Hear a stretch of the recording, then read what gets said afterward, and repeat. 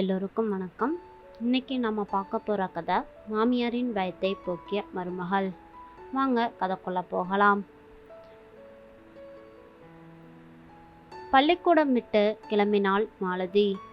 ஹோவென்று கூச்சலுடன் cycle stand நோக்கி ஓடினர் மாணவர்கள். 12ஆம் வகுப்புக்கான நாளைய கணக்கு பாடத்தை மனதில் நினைத்தபடியே மாலதி வெளியில் வந்த பொழுது பின்னால் காலடி ஓசை கேட்டது. வேகமாக வந்து கொண்டிருந்தாள் வந்தனா டீச்சர். ஒரு நிமிஷம் டீச்சர், உங்ககிட்ட ஒரு ரெசிபி பற்றி கேட்கணும் என்றாள் வந்தனா. என்ன டீச்சர்? கடலை மாவில் டோக்லா பண்ணுவோம்ல, அதே மாதிரி அரிசி மாவில் கூட பண்ணலாமா அப்படின்னு சோபா டீச்சர் சொன்னாங்க. அதை பற்றி கேட்கலான்னு தான் வந்தேன். ஆமாம் டீச்சர், பச்சரிசியை 4 மணி நேரம் ஊற வச்சு அதோட தயிர் சேர்த்து அரைச்சி வச்சுக்கணும். அது கூட கொஞ்சம் ரவை, உப்பு சேர்ந்து கலந்து 7 மணி நேரம் ஊற வைக்கணும். பிறகு ஒரு தட்டில் நெய் தடவி கலகையை பரப்பிவிட்டு ஸ்டீம் குக் பண்ணினா ரெடி ஆயிரும். சூப்பர் மாலதி டீச்சர், பாருங்க, 55 வயசுக்கு மேலே புதுசாக கற்றுக்க வேண்டி இருக்கு. இல்லைன்னா மருமகிட்ட மக்குன்னு தான் பட்டம் வாங்கணும். புரியலையே டீச்சர். உங்களுக்கும் கல்யாண வயசில் பையன் இருக்கான்ல, போக போக நீங்கள் புரிஞ்சுக்குவீங்க என பெருமூச்சுடன் நகர்ந்தாள் வந்தனா டீச்சர். வீடு வந்து மாலதி சேர்ந்த பொழுது அதிசயமாக வந்திருந்தான் தீபக். ஹாய்மா, இன்னைக்கு ஒன்று டின்னர் செய்ய வேண்டாம், நம்ம வெளியில் போய் சாப்பிட்டுக்கலாம். ஏன்பா, அடைக்கு அரைச்சி வச்சுருக்கிறேனே.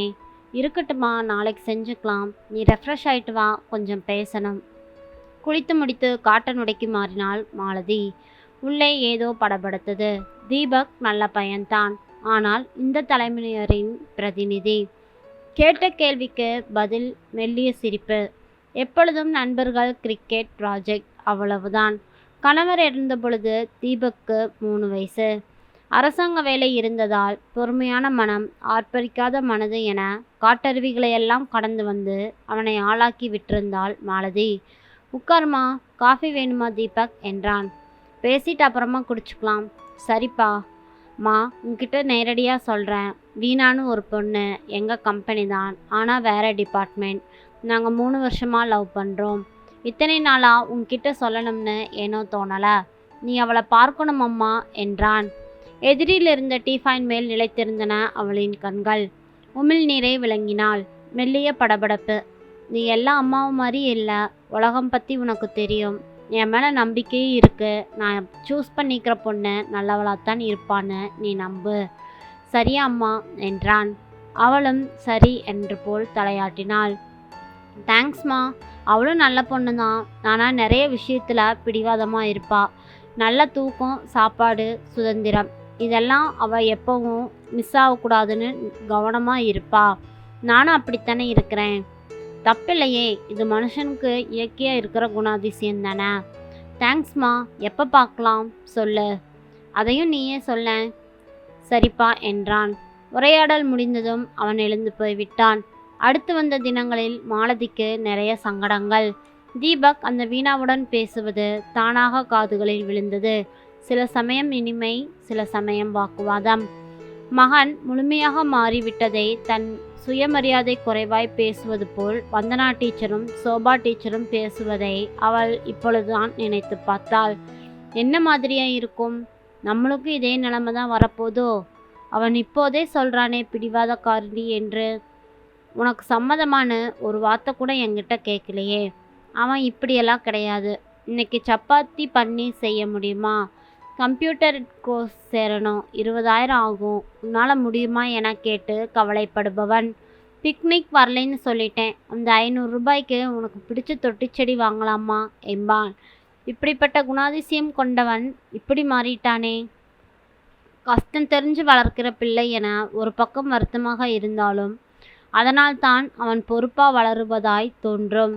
தன் அத்தனை கடமையையும் நிறைவேற்றும் ராஜகுமாரன் என நினைப்பாள்.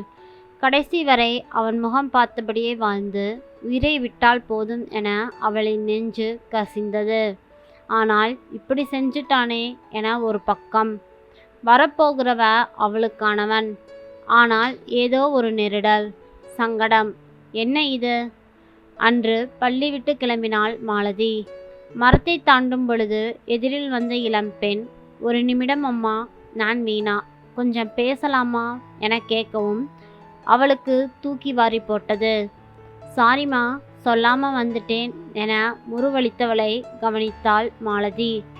எழிலான முகம், பளிர் விழிகள், மெல்லிய கண்மையிட்டதில் கூடுதல் ஒளி, அளவான நேசி, கண்ணியமான தோற்றம்.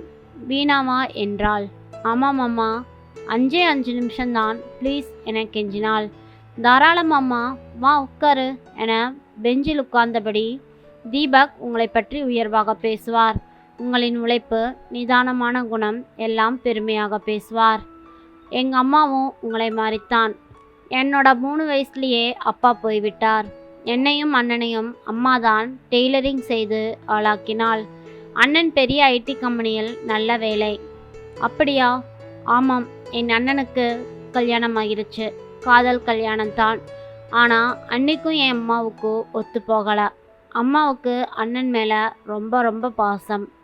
ஆனால் அண்ணியோ தனக்குத்தான் முதலிடம் என்ற எண்ணம். அண்ணனை பங்கு போடுவது போல் அவள் நினைத்தாள்.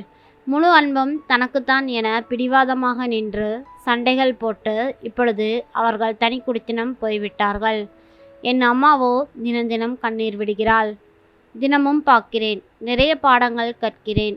பொறுமையாக ஒவ்வொரு வார்த்தையாக உச்சரிக்கும் அந்த இளம் பெண்ணை வியப்புடன் பார்த்தாள் மாலதி. தனியொரு தாயாக மகனை வளர்க்கும் அம்மாக்கள் மலை போல பாசத்தை வைத்து விடுகின்றன. சைக்கலாஜிக்கலாக இது நியாயம்தான். ஆனால் ஒவ்வொரும் தனி மனிதர் இல்லையா? மகனும் ஒரு தனியாள், அவனுக்கென்று ஒரு உலகம், மனைவி என்பவளால் தான் புதியதாக உருவாகிறது. வாழ்வின் நோக்கம் தெளிவாகிறது. குழந்தை, வேலை, வீடு, பயணம் என அவன் புது புது உறவுகளுடன் வாழ ஆரம்பிக்கிறான். இதை என் அம்மா புரிந்து கொள்ளவில்லை. அண்ணியும் அதை உரிமை சண்டையாக நினைத்து போய்விட்டாள். இருவருக்கும் தனித்தனியான ஒரு ஸ்பேஸ் இருக்குது. இருவருக்கும் பிரத்யேக கடமைகள், உரிமைகள். அவரவர் இடத்தில் நின்று வேலைகளை செய்யும் பொழுது எல்லாமே இனிமையாக மாறிவிடும். இதை நான் கண்கூடாக பார்க்கிறேன். நீங்கள் தீபக் மேல் வைத்திருக்கும் அன்பு, நான் வைத்திருக்கும் காதல் இரண்டும் வேறு வேறு. இரண்டுமே அவரை உற்சாகப்படுத்தட்டும். நான் சொல்வது சரியா? தவறு இருந்தால் சொல்லுங்கள் அம்மா என்றாள். மீனா, இதைவிட அழகாக உறவுகள் பற்றி எப்படி சொல்ல முடியும்?